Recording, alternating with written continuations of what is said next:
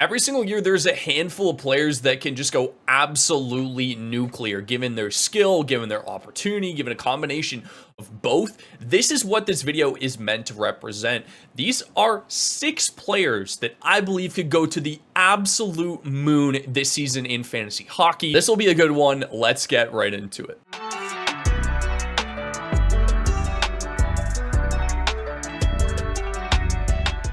Starting us off, to probably nobody's surprise, is we have Jack Hughes. Over the last 2 seasons, he's remained the 4th highest shot volume player in hockey, behind only Nathan MacKinnon, Austin Matthews, and David Pastrnak. Over the last 2 seasons, he's been 10th and 13th in points per game, as well as 9th and 10th over the past 2 seasons in power play points per 60, with players over 200 minutes time on ice. When he's healthy, Jack Hughes produces like a top 5 fantasy asset. There is maybe 2-3 other players that can put up the amount of point totals that he has on a per game basis, along with the shot volume and power play upside that Hughes has. We just haven't seen those totals yet because of injuries. He's very reminiscent of a guy like Nathan MacKinnon in the sense that people always knew that he can put up monster numbers. Yeah, we didn't see a 100-plus point season out of Mac until he was 27 years old. Yet Jack Hughes is only 23 and right on the edge of breaking the 100-point mark. People forget 2 seasons ago he had 99 points. I think he has the ceiling to eclipse even beyond that. And one of my hot takes this year, if you guys follow us on Instagram, is that Jack Hughes will finish with 120 points and be top 5 in scoring in the league. He just needs to play more than 70 games. Even if he does play 70 games, he's still going to be at that 100-point mark.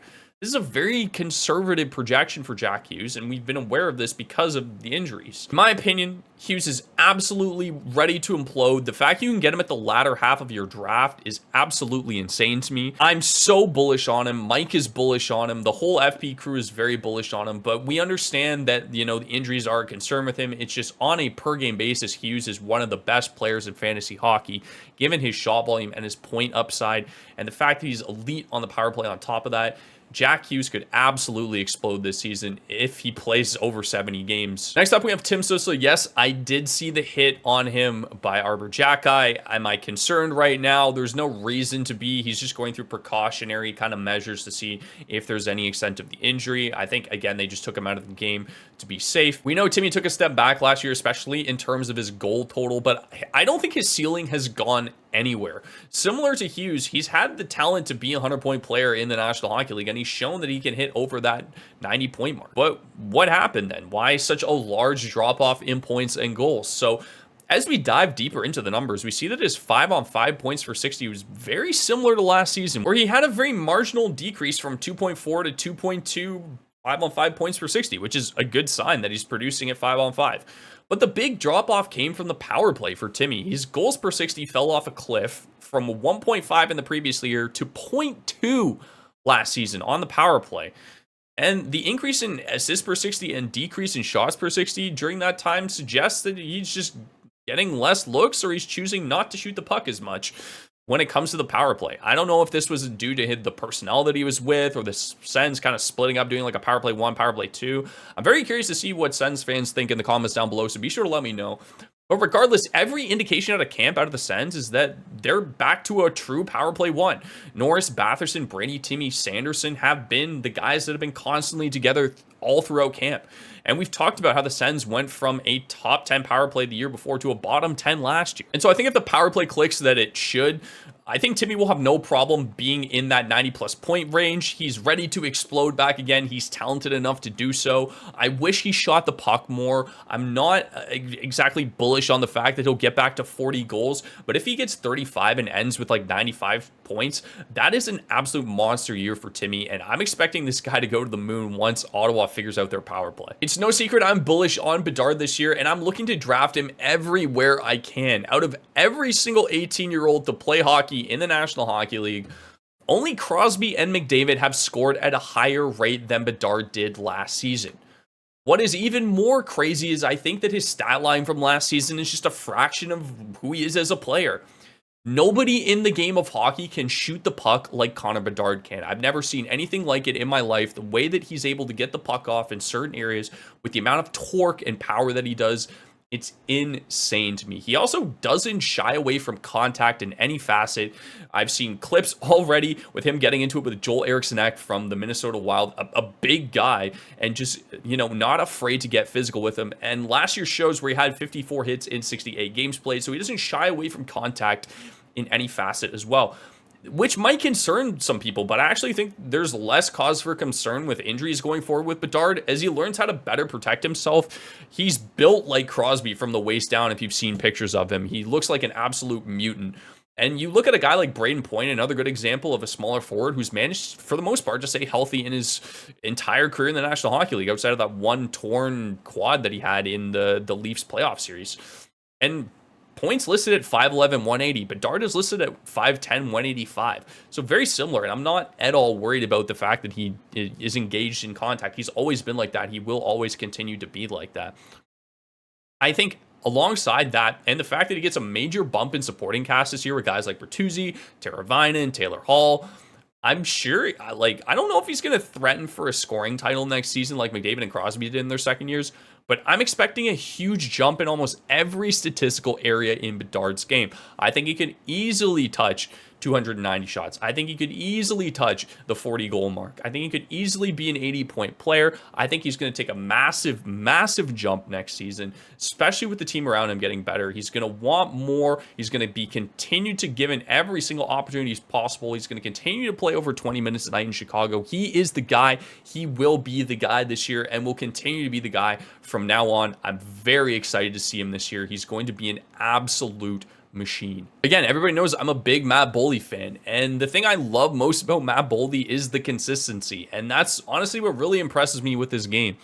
His shooting percentage has been within 1.1% for 3 consecutive years. His shots per 60 has been within 0.8 for 3 consecutive years. His goals per 60, 1.2 for 3 consecutive years. Points per 60 has been within 0.7 for 3 consecutive years. Regardless of how hot or cold he is during the regular season, he always finds his rate by the end of the year. The reason why I think that Matt Boldy can reach another level is the fact that he's only 23 years old and has yet to be given star treatment, seeing over 19 minutes average time on ice. That's what I mean when I say star treatment. You typically see these high-end elite superstars getting well over 20 minutes. Boldy hasn't been given that opportunity just yet. He's also never played a full year alongside Kirill Kaprizov, which I think is a big mistake when you think of the way that Minnesota is built. They don't really have a lot of scoring. And as consistent as his rates are on a year-to-year basis, he continues to elevate his point totals every single year when given more ice time every season. When he finally gets treated like the superstar that he's going to be, he's going to make a massive jump offensively instead of just this little kind of inch of natural progression that we're seeing on a year-to-year basis with his current deployment. Not only is Boldy a safe player, but he still has a ton of upside. And once he gets those true line 1 minutes and ends up playing alongside Kirill Kaprizov for more than 2 weeks at a time, Boldy is going to be going to the moon. I see legit 40-40 stats in him.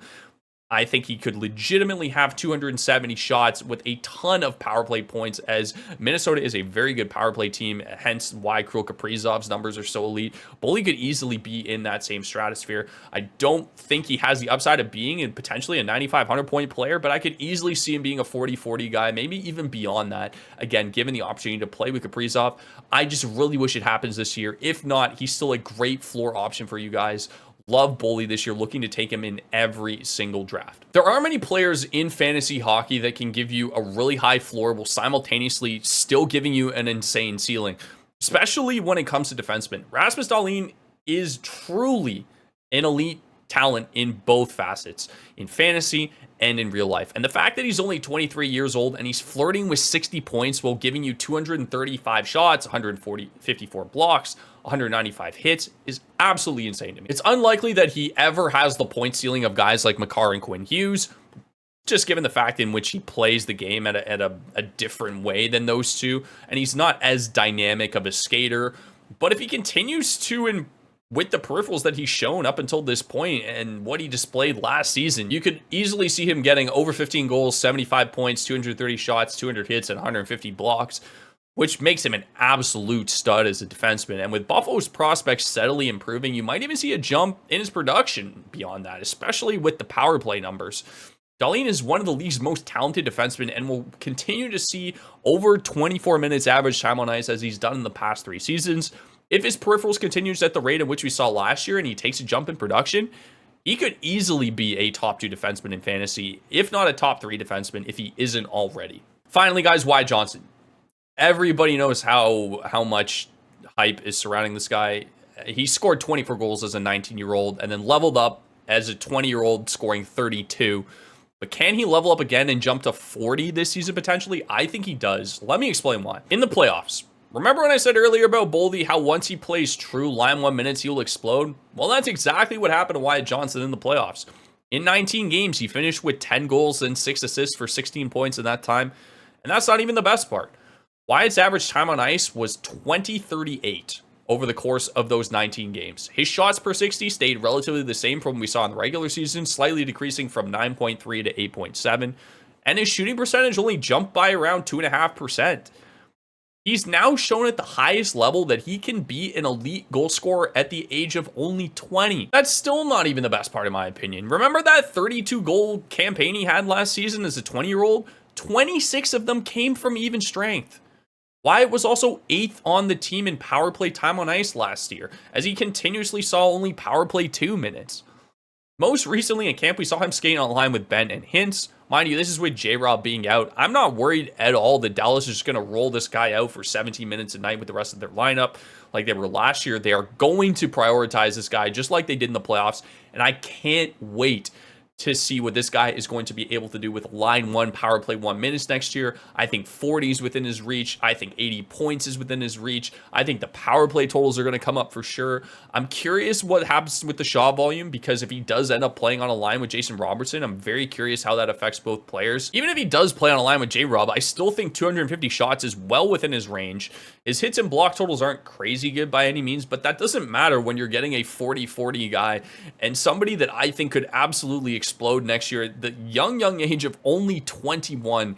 He's shown that he can be an elite goal scorer in this league, and I am so high on Wyatt going into next season. I think he takes a massive step given his increase in ice time, and his power play 1 time on top of that will just send him to the absolute stratosphere. That will do it for this video, guys. Let me know in the comments down below who you think a player that I mentioned or that I didn't mention could go to the absolute moon this year. I was considering a couple goalies, but ultimately decided to go with these 6 just to keep it nice and tight for you guys on the video length. But let me know in the comments down below. Love hearing your guys' opinions as always. Leave a like if you enjoyed this content. Hit that subscribe button as well. We'll have fantasy hockey content for you guys all throughout the year. Just want to say thank you for all the support lately. You guys have been killing it on the channel. We love you guys so much. If you guys aren't in Discord, please jump into Discord. We have a huge community there as well if you want to check that out. But that will do it for me for this video. I'll see you in the next one. Have yourselves a fantastic rest of the day.